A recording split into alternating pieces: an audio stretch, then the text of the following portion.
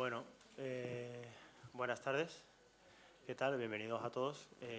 Bueno, en primer lugar voy a hacer una pequeña presentación del evento.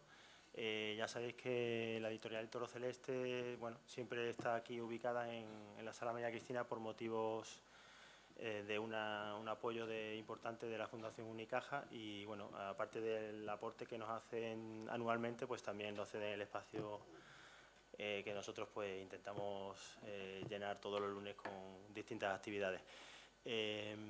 La actividad de hoy está pues vinculada a un poco la idea inicial de la editorial El Toro Celeste, a no quedarnos meramente en el aspecto literario de publicación de libros, sino bueno, intentar abrir el espectro y el espacio cultural, y en este caso bueno, nos hemos aventurado un poco a hacer también la producción de una obra de teatro con el reflejo claro de querer dar difusión a las obras que nosotros publicamos. En este caso tenemos entre manos el texto que publicamos de Juan Hurtado, de una versión de Molly Bloom dramatizada del personaje de Molly Bloom de la obra de Ulises de James Joyce. Y bueno, pensamos que un evento importante, interesante, podría ser este que llevamos a cabo, que es un poco aglutinar también dentro de este evento a Juan Gavilán, que es un experto de Joyce y que bueno, también hemos publicado un ensayo de él y bueno, pensamos que era un evento muy interesante. Y bueno, y también está unido lógicamente a la idea y el concepto de llevar el texto de Juan Hurtado, hacer una pequeña versión junto a Stephanie de 15 minutos para microteatro. Como sabéis, estamos ahora en cartel dentro del mes por la igualdad en microteatro en Málaga, y hasta finales del mes de noviembre estamos todavía allí, jueves, viernes, sábados y domingos. Voy a centrarme un poco en el evento de ahora para hacer una breve introducción de cada uno de las personas que me acompañan en la mesa, para que hagáis un poco la idea, y posteriormente va a tomar la palabra Juan Gavilán para hacer una introducción del personaje de Molly Bloom dentro de la obra de Joyce. Voy a introducir un poco a Juan Gavilán, que supongo que lo conoceréis la mayoría de todos los asistentes, pero bueno, ha desarrollado su actividad intelectual dentro del campo filosófico, lingüístico y antropológico. Fue catedrático de filosofía desde 1981 hasta el 2012. A partir del 91 inició una colaboración de investigación en el área de lingüística de la Universidad de Málaga, y en 2004 empezó a trabajar como profesor de antropología en el Centro Asociado de María Zambrano en la Universidad Nacional de Educación a Distancia de Málaga, donde sigue ejerciendo su labor como tutor. También, como he comentado, es el autor, entre otros libros, de uno de los libros publicados por la editorial El Toro Celeste, Joyce, Proust, Kafka en el abismo de la creación. Juan Hurtado, que la tenemos a la izquierda, que también nos acompaña. Os hago una breve pincelada de Juan para el que no lo conozca, que supongo que será un poco de los asistentes.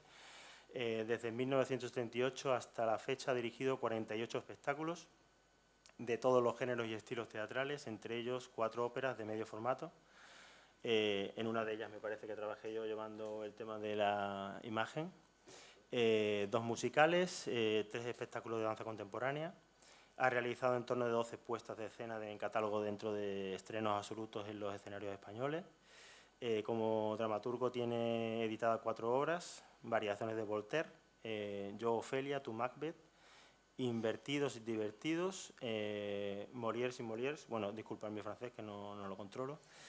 A lo mejor Stephanie podía leerlo mucho mejor que yo.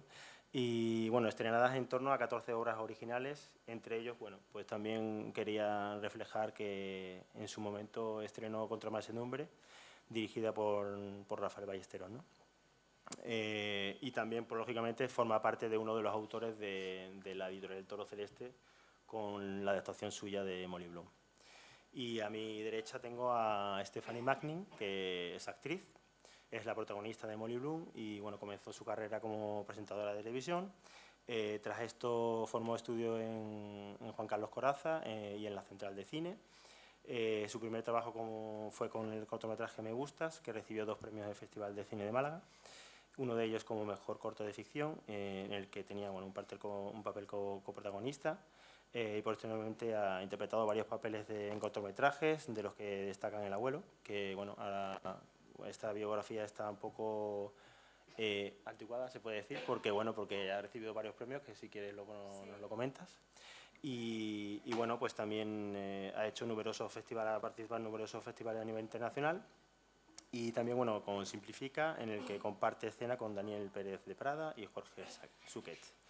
También ha realizado varios microteatros, El cuarto piso sin ascensor, La distancia entre tus ojos y los míos, que fue donde yo tuve la suerte de conocerla en Microteatro Málaga, y de ahí, que yo le ofreciera el papel para hacer Molly Bloom, y Esdrújula y Veteranas. Así que, disculpad si he sido un poco denso, pero creo que era importante hacer una breve pincelada de cada uno de los asistentes, y os voy a dejar con la palabra de Juan Gavilán, que va a hacer un pequeño esbozo sobre el personaje de Molly Bloom dentro de la obra de James Joyce. Gracias. Buenas tardes a todos. Cuando me llamó Gerardo hace poco para decirme que intentaban hacer un encuentro con Molly Bloom, evidentemente yo, que me había pasado años trabajando sobre Joyce, pues salté rápido, ¿no? Pues claro, absolutamente necesario. De hecho, dentro del trabajo de preparación de mi pequeña intervención para centrar el último capítulo de James Joyce en la novela, fue ir al microteatro a verla, ¿no? Y evidentemente os la recomiendo. No voy a hablar del trabajo ahora de ella, pero bueno, merecería la pena. De entrada, por lo tanto, se trata de hablar del Ulises, que es uno de los grandes monumentos literarios del siglo XX. Prácticamente imposible encontrar una obra más espesa, más rica y de mayor calidad. Es decir, hay varias, tampoco hay ranking, ¿no? Pero es una obra realmente monumental. Y concretamente es una obra en la que la trama, el argumento, es simplísimo, es muy simple. Son 3 personajes principales, después hay muchos secundarios, pero hay 3 personajes principales. Está Bloom, Leopoldo Bloom, Stephen Dedalus, que además en la novela parten de 2 zonas distintas de Dublín, es decir, se levantan sobre las 8 de la mañana, se ve que se han levantado, desayunan, están desayunando cada uno en un sitio de Dublín, y salen a la calle, cada uno en función de sus obligaciones. La de Leopoldo Bloom eran muy modestas y eran verdaderamente increíbles, porque Joyce para esto es terrorífico, ¿no? Es decir, lo puso a trabajar primero como vendedor de papel de secante, y después llevaba anuncios a la prensa, o sea que realmente era un trabajo importante. He escuchado a algún experto, novelista conocido, decir que iba a la oficina. Leopoldo Bloom no fue a ninguna oficina nunca. Y después volvió a la oficina, tampoco volvió porque no tenía, evidentemente. Su trabajo estaba en los bares y al periódico, etcétera, pero tampoco tenía no tenía más trascendencia. Y Stephen es poeta, y además es profesor de historia en un colegio privado. Cada uno de ellos hace su camino, y hay un momento en que se encuentran, pero se encuentran al final de la noche, a las 10 de la noche, concretamente en un materno, en un hospital materno.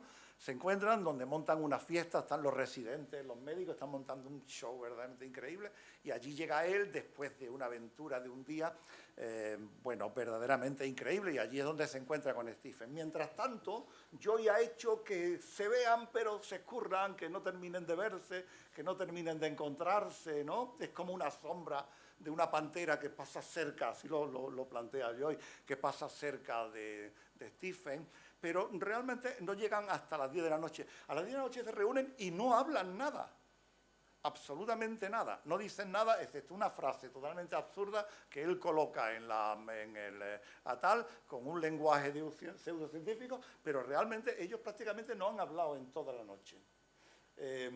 Pasan por un burdel, que es una especie de descenso a los infiernos, van a un burdel, del burdel van a una taberna, a una taberna de estas nocturnas a la que van los cocheros y van la mala gente de tal, y la escena de la taberna también es muy divertida porque se encuentran un marinero que llevaba 7 años fuera de la casa, 6 o 7 años, no me acuerdo muy bien, pero se queda después de 6 o 7 años, no llega a su casa y se queda allí contando historias fabulosas que lo más normal es que fueran falsas, ¿no?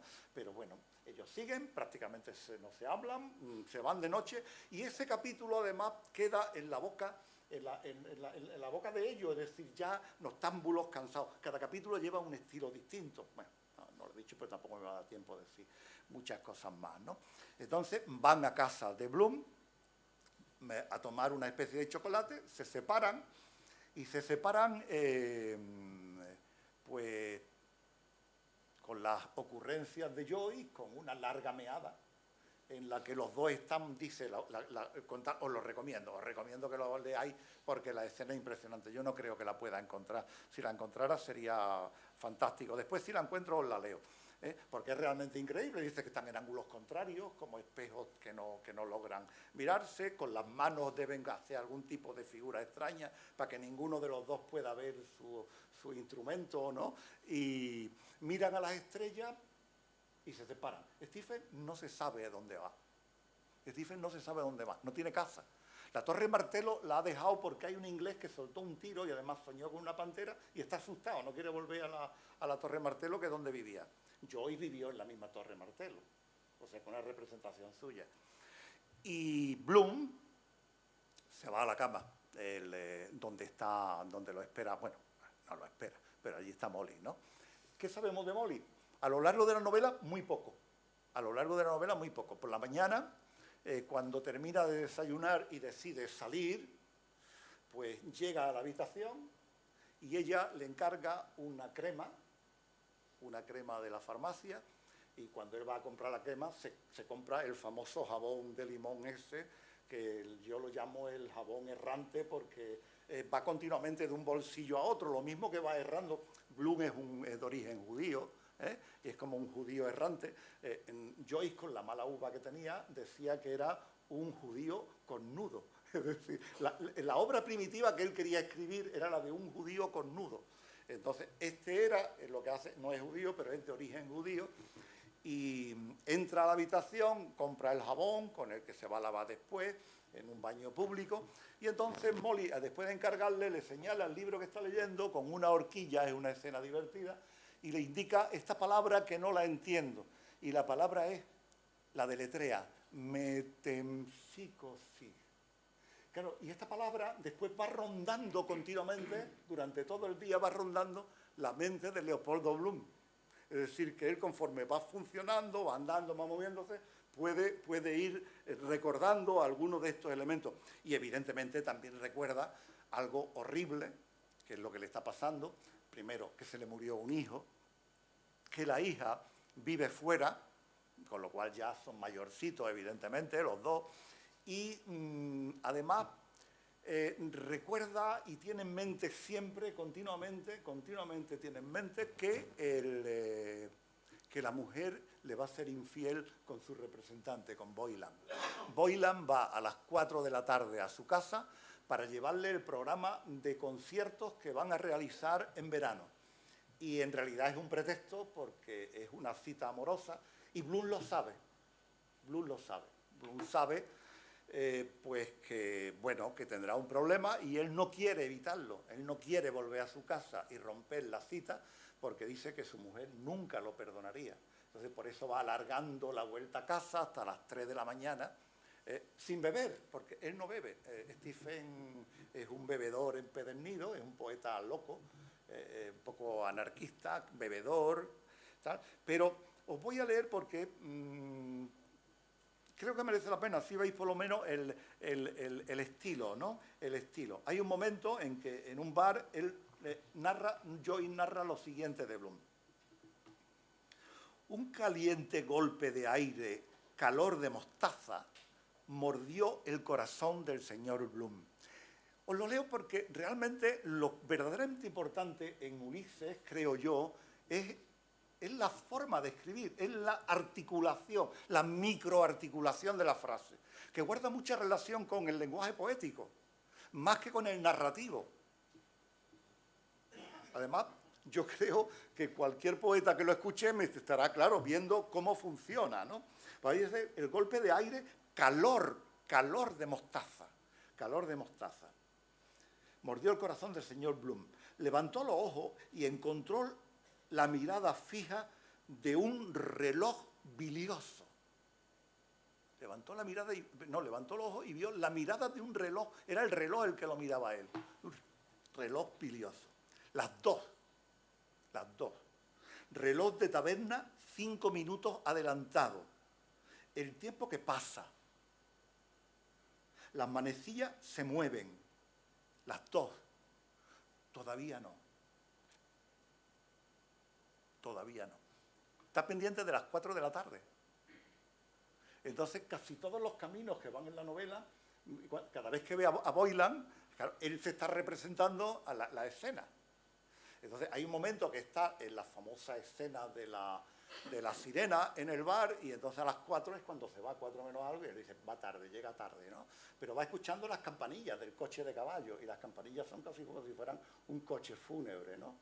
Entonces, él ve el tono un poco cursi de Boylan en la manera de vestir, va viendo, pero realmente se queda aquí. ¿Qué pasa con Molly? Molly está en la cama, vuelvo a repetir, estaba en la cama, y él cumple con los ritos que ha hecho siempre, es decir, se va a la cama, se cuesta a los pies de la cama, es algo que a Molly le horroriza, y además le da un beso en el culo, porque lo hace siempre, pero es que él estaba soñando todo el día con un melón. Entonces la escena también es impresionante, hay que leerla algún día, ¿no? Porque es el beso en el melonoso y en la parte beige del tal. Bueno, es una descripción verdaderamente increíble, pero él llega, le da el beso, siente una erección aproximativa, dice él, que creo que casi literal, una erección aproximativa, y se duerme. Y mientras duerme Bloom, se despierta el monólogo fantástico de Molly Bloom, en el que empieza diciendo lo mismo que él le ha pedido. Él, para vengarse de ella, una venganza dulce, le pide que le lleve el desayuno a la cama a la mañana siguiente. Ella se enfada porque dice, llevarle el desayuno, nunca se lo ha llevado. Sí, así empieza el último capítulo de Joy, con el sí de Molly Bloom, diciendo, sí, te llevaré el desayuno a la cama, o algo parecido. No me acuerdo porque no lo tengo ahora mismo cerca. Bien, sí te llevaré. Pero realmente la mente de Molly es como un río caudaloso del que van saliendo continuamente los recuerdos. Y van saliendo con una riqueza impresionante, pero la riqueza posiblemente no sea la de Molly Bloom, que Molly Bloom es una mujer hasta cierto punto vulgar. La riqueza es la que introduce evidentemente el novelista, ¿no? Es el novelista. Yo creo que el monólogo de Molly Bloom es el diálogo que Molly Bloom habría escrito si hubiera sabido escribir, evidentemente, ¿no? Pero es un monólogo impresionante porque son 8 larguísimas frases, con punto y aparte, con un punto y aparte en cada una de las partes. Pero además son 8 partes que están compuestas de unas 25.000 palabras, en las que aparece una mujer que mantiene muchas ambivalencias, es muy distinta. Lo mismo se da una mujer valiente, Lenguará, que es una mujer delicada y exquisita, se pueden dar las dos. Se da una mujer que se entrega al hombre como si fuera su macho el que la va a liberar, pero no tampoco es una mujer femenina que quiere romper con las barreras y que dice, ¿cómo pueden tenernos aquí escondidas en la casa? Nosotros no podemos ir a beber como ha ido Bloom, pero yo quisiera, es decir, a ella le hubiera gustado realmente. Y muchas veces dice, me hubiera gustado ser un hombre. Me hubiera gustado ser un hombre. Y ser un hombre, además, imaginaros con los atributos que ella misma empieza a dar, porque es una mujer lenguara. Bueno, es el capítulo, según Joy, más obsceno que tiene el Ulises. Así lo dice él. Es el capítulo más obsceno.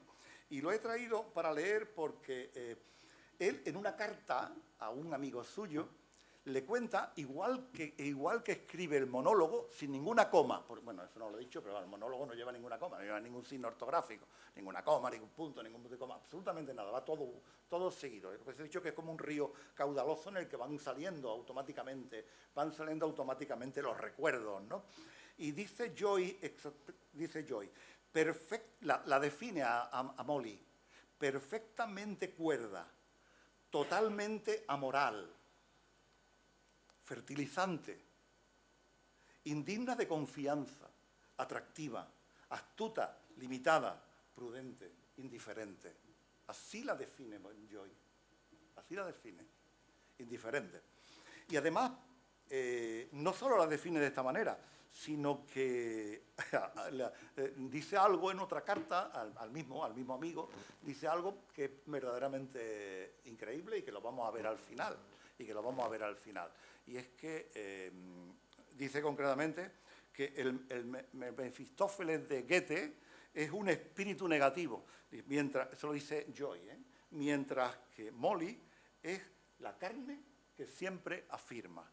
La carne que siempre afirma. Molly es carnal, es una mujer exuberante, de carnes blancas, y además es una mujer hasta cierto punto frustrada, porque lleva ya no sé cuántos años de matrimonio, y el matrimonio no funciona. Desde que murió su hijo, pues prácticamente 10, 12 años, no tiene ningún tipo de contacto, sexual, y a Bloom se le nota.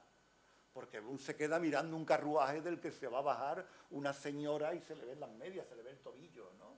Entonces, bueno, y escenas horribles que no cuento porque no tengo tiempo, ¿no? Evidentemente. Pero realmente, bueno, lo que hace de Bloom es que ella tiene frustración y por eso recibe a Boylan.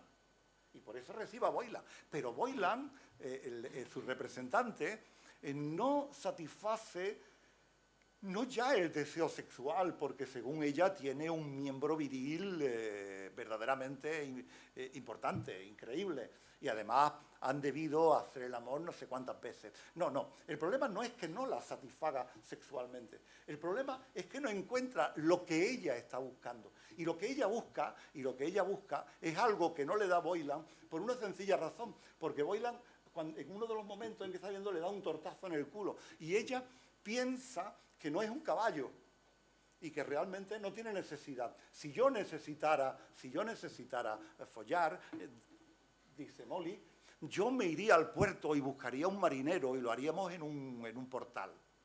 No hay más problemas, pero yo no quiero eso. Entonces, después del beso en el culo, evidentemente, que ella dice que no es una bolsa de grasa, ¿no? Que no hay ningún beso en el culo que no sea contemplando los ojos, es decir, que la haga distinta a cualquier otra mujer, ¿no? Pero de esta manera hay un momento en que ella lo que está pidiendo y lo que desea realmente y lo que sueña sería convertirse en la amante de este poeta que ha traído Bloom a la casa, y porque lo que va buscando es la belleza y la ternura de la palabra. Es decir, no va buscando la satisfacción del deseo sexual, lo que va buscando es la satisfacción de algo que puede ser, si queréis, más espiritual, bueno, no sé si valdría el término, ¿no? Pero lo que va buscando es lo que dice la belleza y la ternura de la palabra, la belleza y la ternura de la palabra.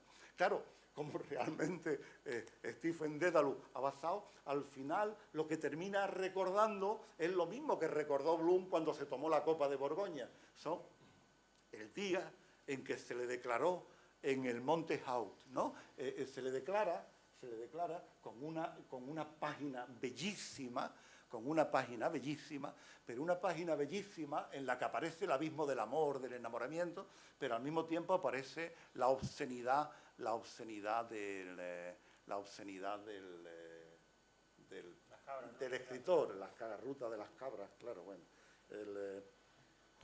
El texto dice, y termino, ya entramos en el tal, ¿sí?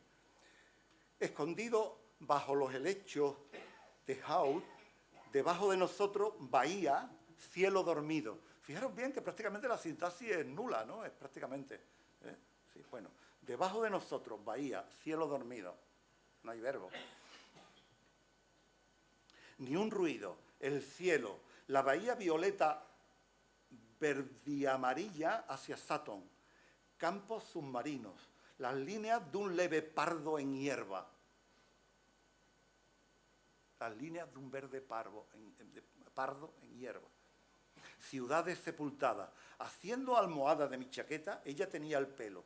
Tijeretas en las matas de brezo, mi mano bajo su nuca. Me vas a desarreglar toda. Pero no hay punto, no hay nada. Lo que pasa es que como él juega con el flujo de conciencia, él está narrando la historia, en la que él se declara y le pide amor, pero ella está pensando, me va a desarreglar, me va a destrozar, evidentemente. Pero es ella, es su voz la que suena, no es la del narrador.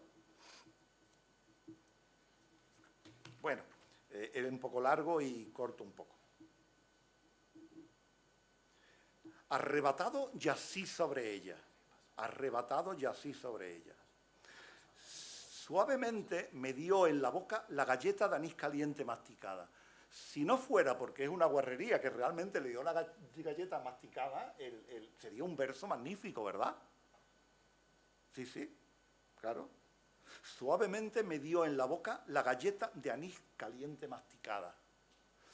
Pero es que además, como realmente es tan bonita la escena, es decir, no puede estar contento.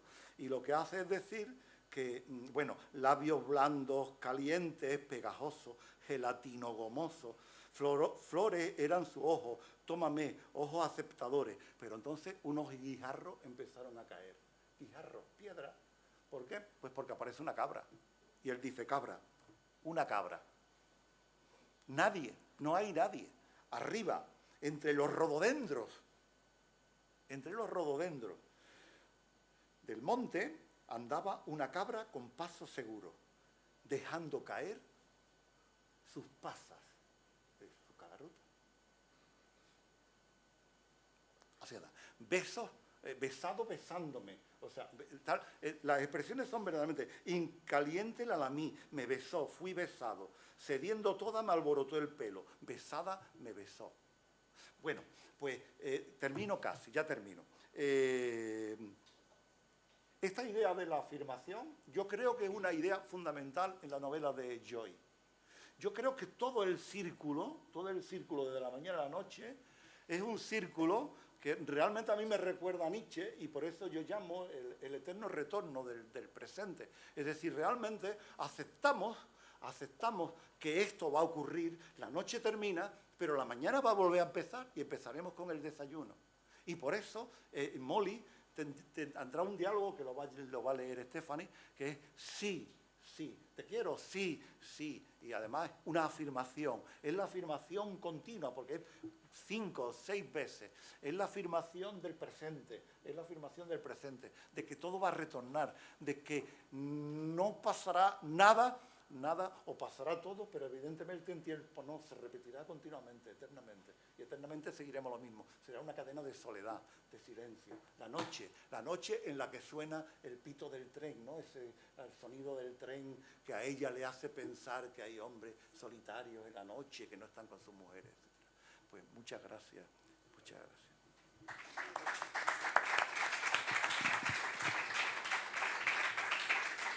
Bueno, ahora, gracias Juan. Ahora, bueno, va a participar Juan Hurtado, nos va a comentar un poco que creo también es una visión interesante, ¿no? Ver por un lado la parte más literaria, profundizándola a través de Juan, y creo que Hurtado pues nos puede dar una visión también bastante interesante del trabajo que tuvo en coger este texto de Joyce y hacer esa magnífica versión dramática que a tanto nos ha generado trabajo a Estefanía y a mí para estos meses. Juan. Hola, gracias. Hola. ¿Sí? ¿Sí te escucha? Bueno, gracias. Al principio de todo, buenas noches. Agradecemos vuestra presencia, obviamente, en una cosa tan íntima como puede ser la difusión de un texto dramático, que junto con la poesía tal vez sea los géneros como más duros de levantar. Y apuntar algunas cosas sobre lo dicho por mi amigo Juan Gavilán, al cual admiro desde tiempo y respeto muchísimo. Decía Juan, y después entro en los míos, decía Juan que Joyce dice que Molly es indigna de confianza. Yo no lo creo. No lo creo, aunque lo diga Molly, aunque lo diga Joyce. Indiferente, no frustrada, frustrada no es Molly. La carne que afirma, por supuesto que sí. Comienza el monólogo de Molly con un sí súper afirmativo, que es la tonalidad de la obra, la tonalidad de la narración, y acaba con unos síes maravillosos, como él ha indicado, unos síes que se repiten de manera tonal preciosa, que creo que lo van a declamar o a decir ahora, después, que es la parte posiblemente más hermosa, una de las partes más hermosas del texto. El final de Molly es un final alentador. Molly piensa meter a Stephen Dedalus en su casa, en su cuarto, prácticamente en su cama, a un jovencito poeta, esa parte espiritual y alentadora que tiene Molly, que no es solo carnal, inmediata y erótica, y es muy interesante ese momento. El flujo de la voz interior es magnífico, como herramienta de construcción literaria. Lo que hace Joyce con el monólogo de la Molly es de una fecundidad que abre puertas sin límites, ¿no? O sea, ese espacio de los tiempos que se interfieren, de los tiempos que hablan a la vez, etcétera, etcétera, como la vida misma. Nosotros caminamos por la calle y estamos pensando, esto es amarillo, tengo que cruzar, mañana tengo que pagar la letra, no sé qué, no sé cuánto, y todo está interferido así. No hay puntos, ni comas, ni espacios, no sé qué. Y entonces esta herramienta vehicular, escritural, que yo utilizo en el trozo final del Ulises, es de una fecundidad, de una riqueza increíble. Virginia Woolf ya lo utilizó también, cuidado, y algunos otros, ¿no? Pero es un rasgo de modernidad para la narrativa, para la escritura. Hay una cosa que tal vez había que reparar y que yo últimamente reparo mucho, son las músicas de los textos. Las músicas de los textos no tienen que ser siempre músicas expresas, no tiene que ser yo escucho a Bach, yo escucho a Beethoven, o el personaje tal vivía en el pasaje tal de Mozart, ¿no? Pero es curioso porque no hay que olvidar que Molly es una cantante de opereta barata, de opereta mediana, de los musicales, esos un poco domésticos que se hacían en Irlanda. Y esa es una profesión relegada en Molly al final, cuando ella está ya. Y de hecho, su agente, el tipejo este, con el cual folla divinamente, lo que es su representante y pretende llevarla a una gira un tanto camelosa, porque realmente lo que pretende el hombre es pues, hacer lo que quiere hacer con ella, ¿no? Molly es una señora que sabe, es una mujer que sabe lo que quiere, y voy a intentar más o menos decir algo al respecto, algo rápido. Hace 4 años realicé una primera versión dramática del capítulo, que no es un capítulo, el trozo final del Ulises de Joyce, quizá el autor, a partir del cual la narrativa se torna moderna, en el sentido mismo que Baudelaire mostró en otro lado en su lírica. Esta parte final de las 8 grandes tiradas, los grandes pedazos en que está dividida la narración, es el monólogo interior de la Molly Bloom en una noche de insomnio, de rememoraciones y de sofocos, sintácticamente, como ha indicado Juan, una explosión de frases sin puntuación sobre las que hay que caminar, con el cuidado del que pisa sobre una lava ardiente, no sobre tierras movedizas, no. La escritura de Joyce permite sustento, no te hunde, no te absorbe, no te lleva a lo hondo, pero sí hay que tener cuidado con el fuego en el que está sustentada o escrita o establecida. Yo dejé esa versión dormir en un cajón, como es mi costumbre, y un par de meses más tarde adapté la versión primera para su puesta en escena. El libre texto resultante se publicó en su día, que es este, se publicó en su día en la editorial El Toro Celeste, gracias al interés mostrado por Rafael Ballesteros y por Juan Ceiles, a los cuales agradezco. Y pronto se ofreció la oportunidad de montar la obra en Madrid con una fórmula de producción bastante anómala. Yo soy una persona de teatro, esencialmente. Juan está en el pensamiento, Juan Gavilán. Yo soy de teatro, por tanto, la física del asunto normalmente nos lleva a otros puntos, ¿no? Una producción bastante anómala, digo, cual fue una dirección colegiada, que es tanto como hacer una paella por teléfono. Es una cosa absolutamente absurda. Están diciendo, échale un poquito más de sal. No, mira, niño, ponle menos arroz. No, y esto es una cosa absurda. Esto no se puede hacer. Y, por tanto, llegó la cosa a una especie de refrito de dudosa calidad. Para los curiosos, referir que que hay varias adaptaciones de Molly Bloom, con no mucha calidad literaria, normalmente sudamericanas, pero esto no tiene nada que ver con la calidad, no me entiendan mal. Y quizá la más congruente de todas fue la que hace años realizó Sanchís Sinisterra, texto que yo personalmente no quise leer para realizar esta, por razones obvias, no quiero contaminarme de otras historias. Yo me basé en 3 traducciones al castellano, porque no hablo inglés, y especialmente mi versión cabalga sobre los hombros de la traducción realizada por el poeta José María Valverde, que creo que, bueno, es la más sólida, al menos la que a mí más me gustó. Molly, año de la acción 1912, es una mujer libre. El espíritu de la tierra en el sentido que daba Frank Wedekind al término, pero sin el peso de la maldad de las Pandoras, de las Lulús, de las Lili, etc. Una rebelde con causa en el sentido que otorga Arthur Schnitzler a sus personajes femeninos. Es la antipenélope, trascendiendo la fidelidad y el sacrificio de la espera en un reconocimiento del deseo y de su propia identidad. Y yo creo que este es un espacio que escapa a veces a una lectura precipitada de Molly. Es la antítesis de Madame Bovary. Su mundo no es iluso ni soñado, sino que es real y vivido. Una mujer que ama y desea el amor sin destruir su entorno familiar. Curiosamente, hace mucho humor con Leopold, hace mucha crítica, paradoja, sarcasmo a veces con Leopold, pero nunca acaba de detestarle totalmente, nunca acaba de destruirlo totalmente, nunca acaba de apartarlo de ella, siempre deja una puerta abierta por si Leopold pudiera volver. ¿Volver a dónde? No sabemos.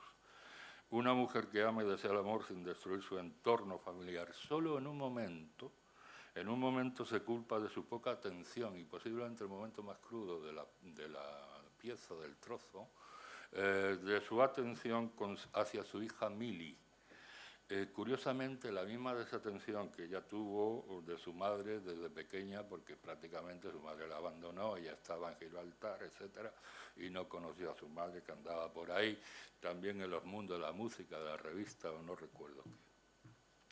Molly no es, por tanto, una descarriada en su búsqueda personal. No es una mujer que va a tontas y a locas pegando golpes por aquí de manera caprichosa. Pero también, y por tanto, no es una descarriada, pero no es tampoco una heroína. En el sentido lato del término, pues no se inmola por causa ajena general ninguna.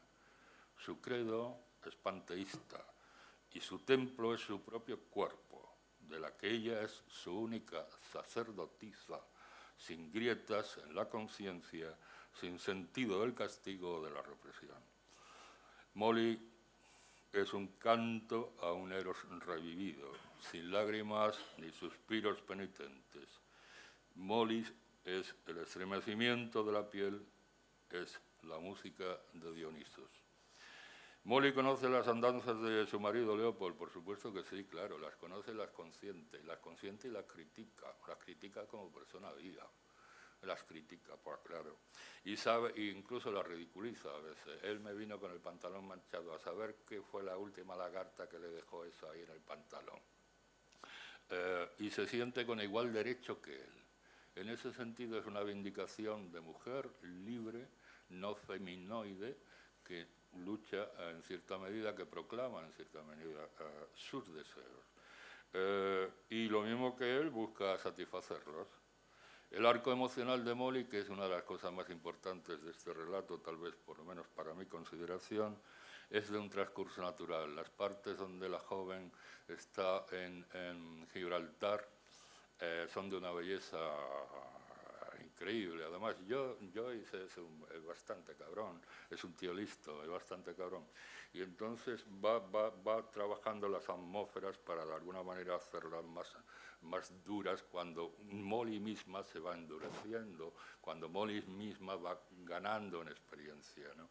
Y obviamente al principio, en tanto que jovenzuela, en Gibraltar, pues la Molly es mucho más etérea, como la fluctuación muy exacta de la escritura o del relato que Joyce proclama. Escribe, perdón. Decía que el arco emocional de Molly en el transcurso de su natural deseo primero, de la ilusión, la llamada de los sentidos y el paso consecuente a los sentimientos compartidos con el otro, con el amado, es importante, no es nada errático, por tanto. Nada más hermoso y limpio, algo que ha referido Juan, nada más hermoso, limpio y fresco que el pasaje de la solución, de la seducción adolescente, que mantiene con Leopold, con un primer Leopold, en lo alto de la roca del Peñón de Gibraltar, y más tarde sus posteriores subidas al risco para ver los barcos pasar, un pasaje hermosísimo, los barcos pasar por el estrecho de la lejanía del Peñón, esperando que alguno de ellos sea el buque que le traiga el regreso de su amado. Nada más lascivo, por otro lado, cuando ya hay en Dublín, que la tórrida escena de la coyunda del polvo, con su representante, con Boylan, al lado del calor de la chimenea con una copa de vino. Joyce no repara en gesto al narrar las partes, digamos, eróticas del asunto. Yo le he aliviado un poco en esto, porque había escenas todavía más clamorosas, que no se quede el plátano, que te lo meto por aquí, te lo meto por allá. Esto aquí no aparece, ya a mí me ruborizaba. Pero, en fin. A su representante al calor de la chimenea con una copa de vino, y ese sujeto que dice Molly que cada vez que se ve con ella le destroza las bragas, y ella dice con un candor especial y en el momento adecuado, y no gana una para bragas con lo caras que están. Y después continúa Molly, y se le derrama dentro con la fuerza de un alazán. Y dice Molly, me gusta sentirlo dentro de mí, me llena toda. No voy a continuar porque la cosa se puede volver un poco escabrosa. Nada más valiente, sin tono de depravación cuando Molly lo dice, sin tono de depravación en sus labios, sin tono de vulgaridad ninguna, que cuando reconoce una de sus fantasías eróticas, que puede ser un poco dura, ¿no? Deseaba ser transportada a los delirios del placer por otro hombre ante los ojos de mi marido Leopold. Deseaba ser follada por otro delante de su marido. Pero esto, así dicho, parece muy crudo, pero dentro del contexto entra de una manera hermosa y particular. Bueno, yo creo que es un texto jugoso e importante. Termino. A Joyce se le ama o se le detesta. Yo creo hay muchas maneras de mirar y muchos caminos para mirar a Joyce, pero fue un gran erotómano, amén de otras muchas cualidades, disponía de una fecunda erudición, que por otro lado a mí también me llama, una fecunda erudición clásica. No en vano, su Ulises es la especial aventura urbana de un Leopold Bloom, que como el Ulises mítico, navega por procelosos mares para hallarse no en la conquista, sino en el viaje mismo.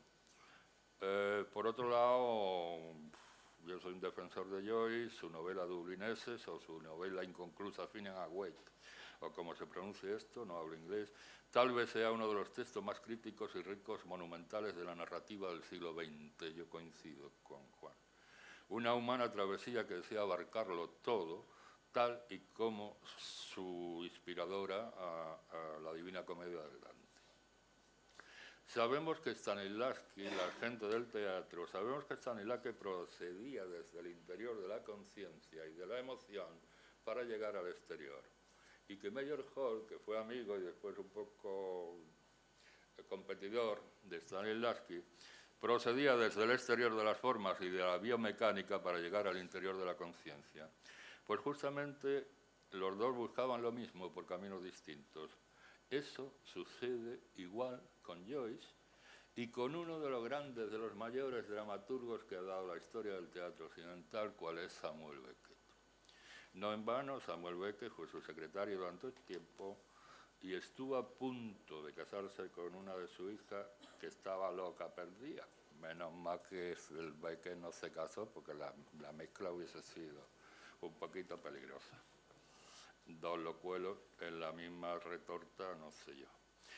Mi admirado Romero Esteo solía comentarme que yo era un atolondrado irlandés bastante loco que escribió unas cuantas horas de las trapisondas de un borrachuzo y el Miguel me aclaraba, por si yo no me había enterado, claro, como en Dublín hace mucho frío y llueve, pues se tienen que meter a las tabernas para emborracharse.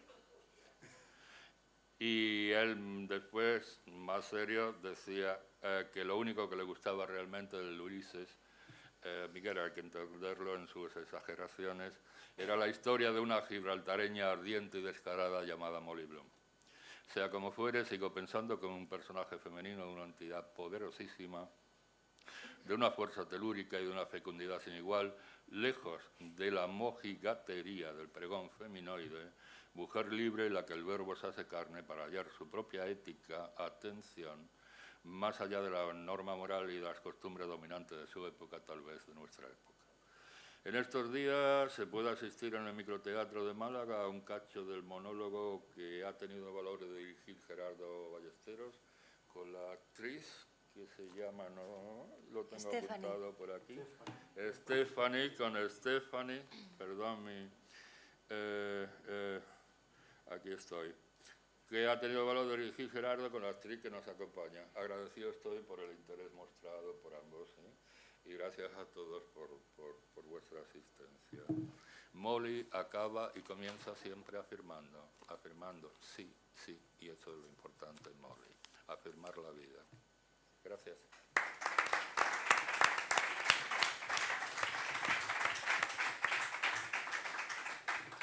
Bueno, pues muchísimas gracias, Juanes. Muchísimas gracias por vuestras intervenciones. Ahora creo que le damos paso a Stephanie para que un poco nos cuente, después de todo lo que nos ha contado más de forma más, por un lado literaria y otra dramática, ¿no? Pues que nos cuente Stephanie un poco el proceso que ha llevado para trabajar un poco el personaje de Molly, que tiene todos esos matices que acaban de reflejar ellos y que, bueno, evidentemente abruma para un actor, entiendo yo. Entonces, bueno, supongo que habrá pasado por un proceso bastante complejo que no sé si será capaz de contarnos. Os dejo con esta fin. Gracias. Bueno, pues a mí me llega el texto de Molly Bloom sin que yo supiese de la existencia de Molly Bloom.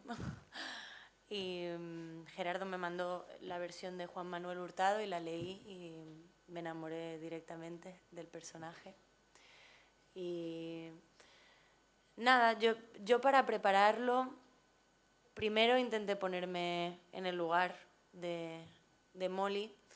Me di cuenta, como ha dicho Juan Manuel, que ella todo lo que está diciendo lo escupe a medida de que lo piensa, ¿no? Y no tiene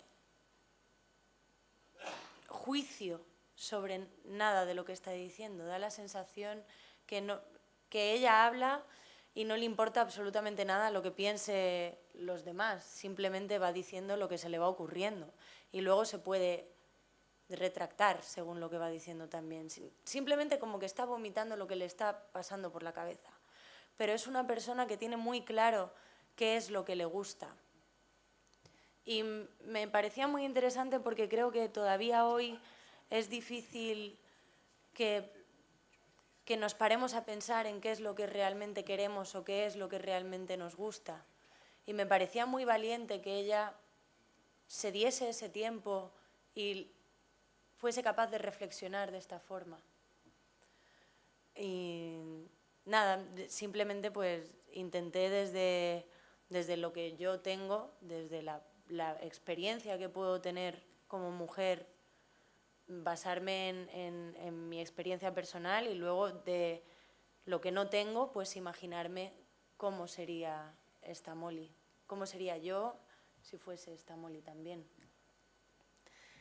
Y nada, si queréis, ya que hemos hablado tanto del principio y del final, podríamos leer el principio del monólogo de Molly Bloom, aunque nosotros no empecemos con este principio porque hemos tenido que reducir a 15 minutos con lo del desayuno. Y me gustaría terminar y leer todo el monólogo final de cómo ella conoció a Leopold Bloom, ya que Juan Gavilán nos ha contado cómo interpretó Bloom conocer a Molly, cómo interpretó Molly conocer a Leopold. Lo voy a leer desde la versión de Juan Manuel Hurtado, que es la que tengo aquí y que es la que hemos trabajado Gerardo y yo.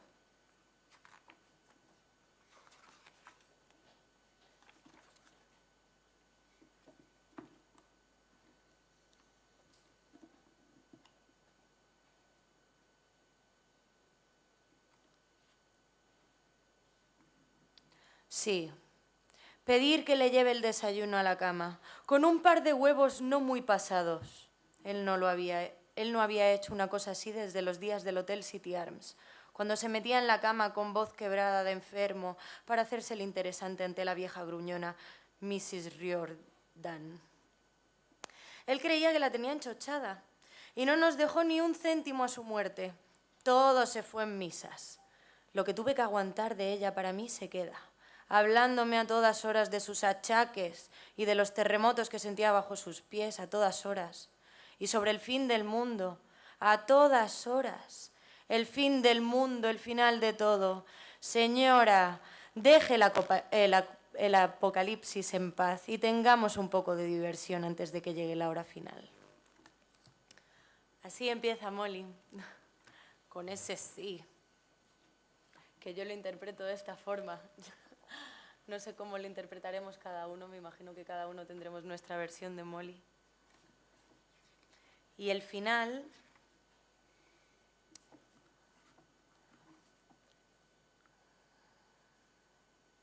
el día que estábamos Paul y yo tumbados entre los rodonderos de Howth Heath, él con su traje gris de tweed y su sombrero de paja, yo le hice que se me declarara. Sí. Primero le di el pedazo de galleta de anís de mi boca a su boca. Después de ese beso largo y cálido casi perdí el aliento. Sí, dijo que yo era una flor de la montaña. Sí, eso somos todas, flores. Un cuerpo de mujer es una flor. Fue la única verdad que dijo en su vida. Y aquella otra de el sol brilla para ti. Eso fue lo que me gustó de Poldi, porque vi que entendía lo que es el sentimiento de una mujer. Le di todo el gusto que pude, hasta que me lo pidió. Al principio yo no quise contestarle. Miré a lo lejos, al mar y miré al cielo. Siempre estamos entre el mar y el cielo, y la tierra nos sustenta. Pensaba en tantas cosas, sí.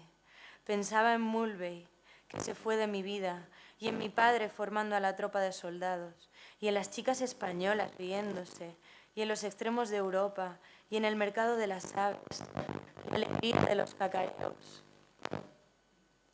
y los piares, y en la ciudad de Ronda en la que me llevaron de pequeña, con aquel río corriendo con sus verdes aguas por lo hondo del Tajo al que yo me asomaba, sí, y en el barco que perdimos a Algeciras, y en las rosaledas y en los jazmines, y en las damas de noche, y en los geranios de Gibraltar. De niña sí que yo era una flor, y con las flores en el pelo, y cómo me besó, Dios santo. Luego le pedí con los ojos otro beso y otro, sí, sí, sí. Y entonces él me pidió si quería yo decir sí. Mi flor de la montaña, me dijo, mientras me rodeaba con sus brazos, sí. Y pudo sentir mis pechos en todo su esplendor. Y pudo sentirme toda, porque fui toda suya, sí. y el corazón me latía loco de contento y el suyo igual, sí, y nuestros corazones se acompasaron, sí, y dije, sí, quiero, sí.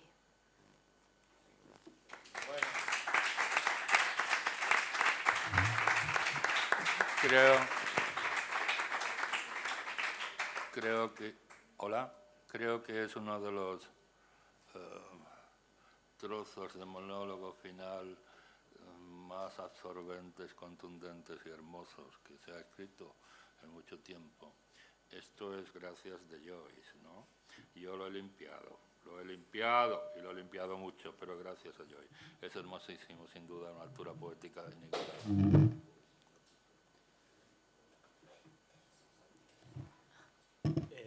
Bueno, yo quería añadir un poco que he trabajado un poco en el texto y una de las dificultades también que teníamos en el texto era lógicamente comprimirlo en 15 minutos. De hecho, esta parte final nos costó una barbaridad quitar partes de la belleza que tenía el lenguaje, ¿no? Lo que pasa que, bueno, que también estábamos supeditados al tiempo y, bueno, intentamos hacer un recortado de la versión, o sea, una versión de la reversión, ¿no? de Juan. Pero bueno, gran parte del final sí que está bastante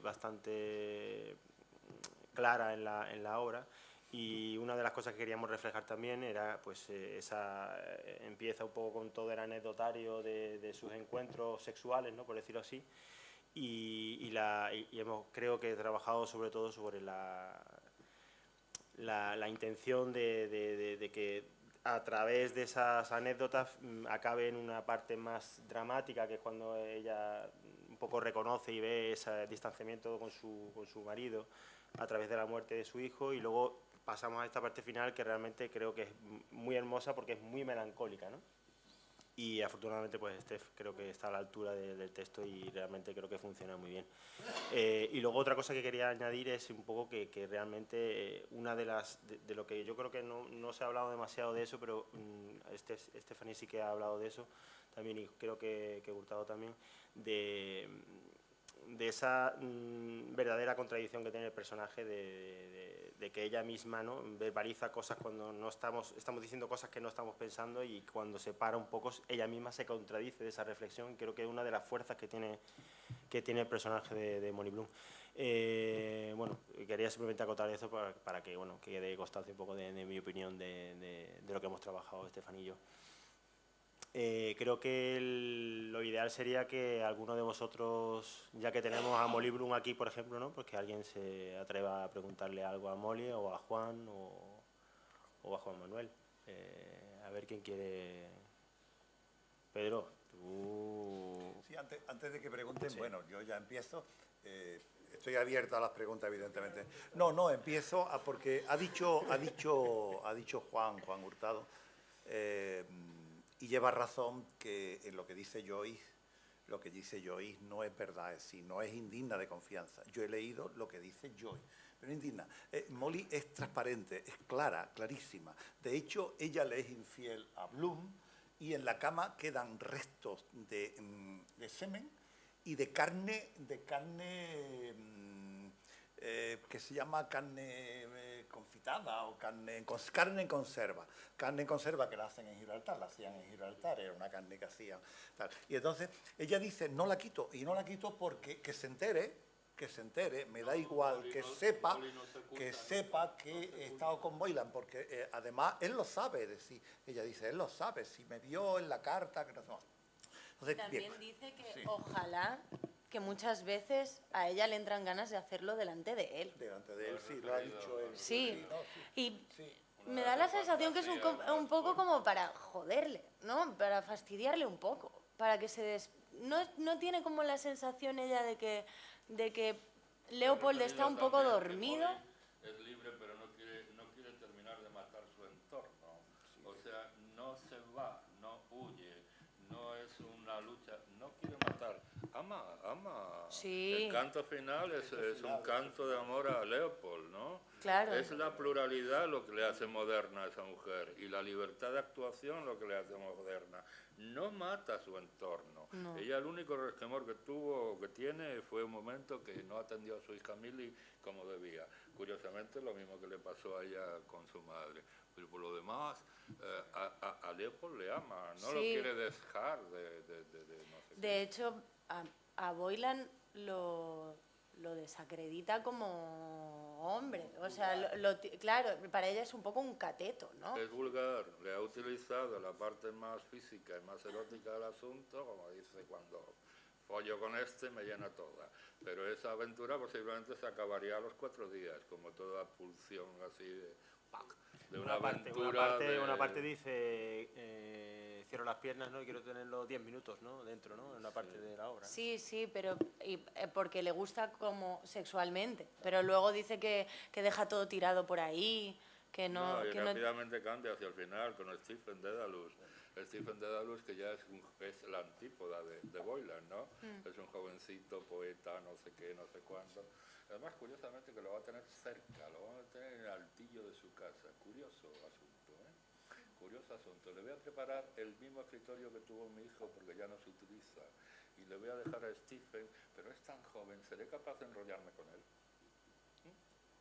Además, ahí ella dice, hablando de Boylan, dice lo que decías tú, Estefanía, lo que decías de que además lo desprecia, decía con la maldad de Joy, y tenía mucha gracia, que confundía las lechugas con los poemas. Sí. Entonces, claro, y además porque era muy vulgar, sí, cuando se desnudó allí en la habitación parece que se quitó los pantalones, se dejó los calcetines y una blusa larga de esta que no sé cuándo, que parecía, y se le debía de ver algo grande según ella, según cuenta ella, pero eso era vulgar, era también porque era como una especie de Hércules de feria, de una ¿no? procacidad, de una ordinariedad excesiva, tal como ella la cuenta, por esas cosas que no vamos a narrar. El badajo... Con exceso de detalle. Pero de confundir la lechuga con el poema. Esas cosas horribles que hacen los tipos vulgares, de tirar los pantalones con los pies y de acostarse con los calcetines y eso. Bueno.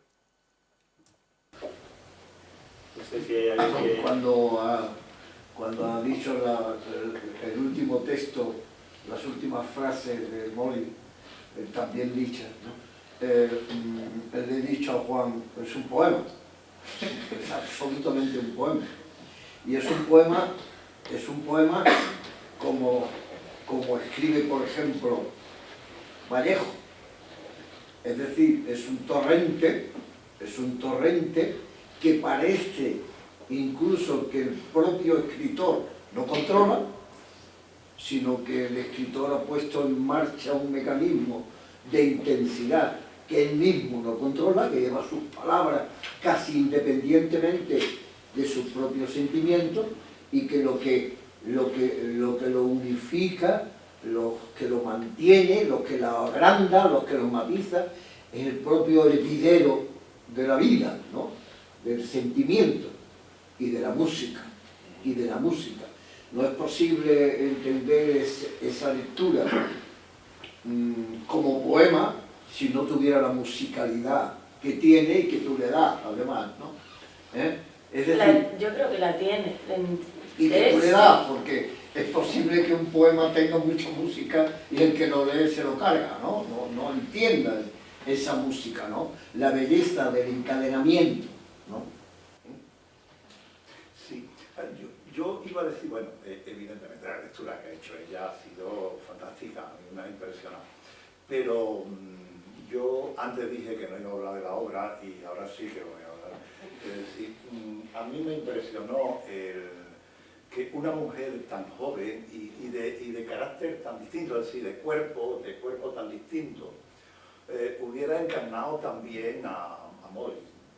Se lo he dicho a ella, es decir, es muy difícil.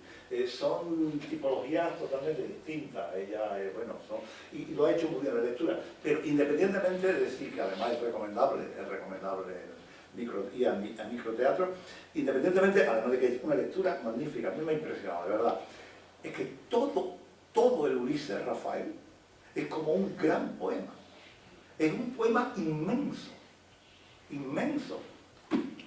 Los dos volúmenes a ver, y no he traído el de Sevilla, el de Cátedra, pero es un poema.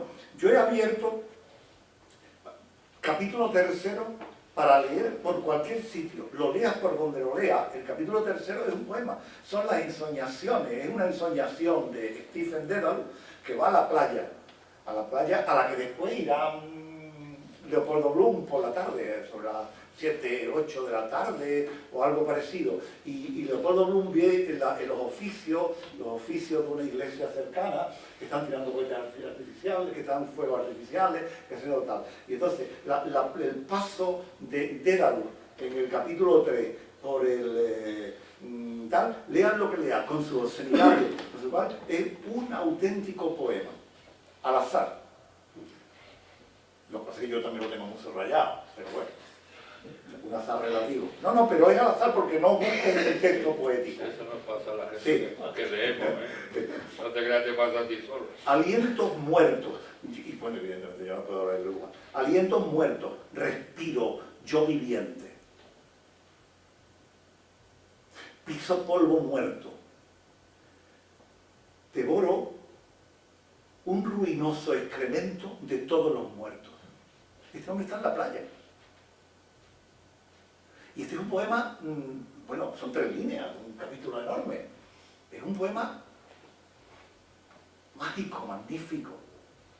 Y vayas por donde vayas, izado, rígido sobre la borda, alienta hacia arriba el hedor de su tumba verde, con el leproso agujero de la nariz roncando hacia el sol. Habla por donde habla. Yo le he dicho, además lo he dicho en el libro, que es como un gran poema. Es un gran, enorme, inmenso poema. Su estructura, la composición de la frase, lo he dicho antes, para mi gusto es la composición del poética, no es propiamente narrativa. Es propiamente la microarticulación de la frase. La microarticulación de la frase, para mi gusto, no es narrativa. Y después hay otro aspecto, yo no hablo inglés, yo no sé inglés, pero he escuchado a personas que hablan inglés leyendo trozos del Ulises en inglés, y hay una cuestión musical al oído que es maravillosa, maravillosa, que obviamente las traducciones al castellano funcionan de otra manera, por buenas que sean. Esta la de Valverde, esta es la buena, por buenas que sean, pero oyéndolo en inglés, como Joyce es tan críptico en su lenguaje, en su sintaxis, etc., pues es verdadera música, sí. No, yo quería invitar a alguno, yo supongo que vosotros cerráis un poco vuestras intervenciones con esto, no sé si alguien quiere intervenir o preguntar, y si no, pues a lo mejor Estefanía le damos pie o que cierre de alguna forma, si quieres... Simplemente, como se ha ido un poco la línea de la musicalidad de Juan Hurtado, tú tenías mencionado también el vocabulario y la poesía del texto, ¿no? Pues comentar como anécdota que viene a avalar eso, que me recuerdo una antología que se hizo con los mejores poemas del siglo XX, cuando acabó el siglo XX, que se hacía, bueno, las mejores, tal, pues que el párrafo primero del capítulo que trata que Scylla en Charybdis, que está dedicado, que están en un bar y hay 2 camareras que están sirviendo a los que van llegando y eso, pues el primer párrafo, si lo tienes por ahí, pues lo presentan como dentro del contexto de los mejores poemas que se habían escrito en el siglo XX. Y además, si lo veis ahí, es prosa, es todo. Sí. Y sin embargo, ahí ellos mismos habían desglosado la prosa en líneas como para decir que podía haber sido un poema, que estaba simplemente añadir un poco. Vale, le damos tiempo a Juan sin prisa, y pasamos la palabra a Lola, que quiere preguntar algo, no sé a quién. No quiero preguntar, quiero felicitaros. Y sobre todo deciros a todos, si no habéis ido a ver la obra, al microteatro, que Estefanía es magnífica y que lo dice precioso. Gracias. Gracias. No sé si te ha dado tiempo a encontrar ese capítulo que menciona este señor. Si queréis, mientras alguno hacer alguna... Es el 9, sí, lo estoy buscando y me... Es que lo tengo marcado en la, Sí, en la sí, sí. edición de Sevilla, en la cátedra. Lo tengo marcado, porque a mí me parecía que era un antecedente del Finnegan Wake. Sí, Sí, sí. sí. Bueno, pues si Juan lo encuentra, terminamos Sí, con las palabras cuando de... yo lo encuentre, Sí, que sí, ya- tranquilo, sin presión porque no hay prisa. Bueno, aprovecho para comentaros eso, que ya dando pie a... Claro, en la familia, queda en la familia, pero bueno, ha recomendado la obra y yo aprovecho para invitaros a que vayáis a verlo, a ver la obra en Microteatro, jueves, viernes, sábado y domingo. Y bueno, no solamente está la obra de Molly Bloom, lo bueno que tiene Microteatro es que hay distintas obras de diferentes estilos y que la verdad es que hay bastante calidad y estoy seguro de que podéis disfrutar una tarde, noche que merece la pena. Luego podéis ir a cenar, tomar una cervecita allí y creo que podéis pasar un buen rato. No sé si Juan ha Mirad localizado... una cosa así al azar. Abro y hay una metaliteratura. Obviamente yo me he tomado la libertad con la versión. Es una versión que por un lado pretende ser fiel, absolutamente fiel, a todo lo que está en el capítulo, por supuesto, y costado trabajo, pero también se permite uno diversas libertades porque la física del teatro requiere otro ritmo, otras historias. Y a veces hay que sacrificar cosas. Pero bueno, esto es una especie de divertido asunto metaliterario que no está en Joyce, obviamente. Cuando llegué, le dice Poldi, o sea, Leopold, Poldi estaba sentado a la mesa, estaba esperando a la mujer, leyendo un libro, y ella le dice, ¿te ha dado ahora por leer? ¿Qué lees? Y el tipo Leopold levanta la cara y dice, la Odisea. Y dice, Penélope, claro, ella venía tarde de verse con Boylan, Penélope se mantiene fiel a su esposo Ulises. Y acto seguido me dijo Boylan, la mantequilla está rancia, deberías tirarla. Genial. ¿Quieres comentar tú? Es que no es la mejor traducción esta. La que dice él es, bueno, pues es un principio en el que hay dos camareras, una es pelirroja y la otra es rubia, y la manera que tiene de narrarlo Joyce, evidentemente no es la camarera 1, la camarera 2, el nombre, ¿no? Sino que a una la llama bronce, a otra la llama oro, ¿no? Y dice, bronce junto a oro, oyeron los herrados cascos resonando aceradamente. Los herrados cascos es una especie de procesión del virrey que va por la calle y van haciendo una tal, ¿no? Entonces ellas se han asomado a la ventana, automáticamente adentro empiezan a recibir. Pero fijaros bien que es bronce junto a oro. Y bueno, prácticamente en línea, y va diciendo... impertintín tum tum, o sea, va resonando los caballos, es decir, que estas son las cosas de él, ¿no? Astillas, sacando astillas de pétrea uña de pulgar, astillas, horror, horror. Y oro se ruborizó más, bueno, eso, las camareras, oro se ruborizó. Sí. Bueno, pues vamos a creo que con esto cerramos un poco el evento. Yo creo que hemos pretendido aclarar un poco la obra de Ulises, la obra que hizo Juan de Ulises y un poco explicar el proceso creativo que hemos tenido también con la obra en Microteatro suficientemente bien y que podéis iros a casa con un poquito más de, sobre todo con un poquito más de ganas quizás de leer la obra. Es una obra maldita porque todo el mundo dice que ha empezado a leerla y no la consigue acabar, pero bueno, yo creo que... Pues fácil, empiecen por la parte de Molly Bloom, que es la más divertida. Vale, y pues. si cogen Molly Bloom, pues después van para atrás y para adelante. Joyce permite esas cosas. Cojan a la Molly Bloom, que es lo divertido. Pues eso haremos.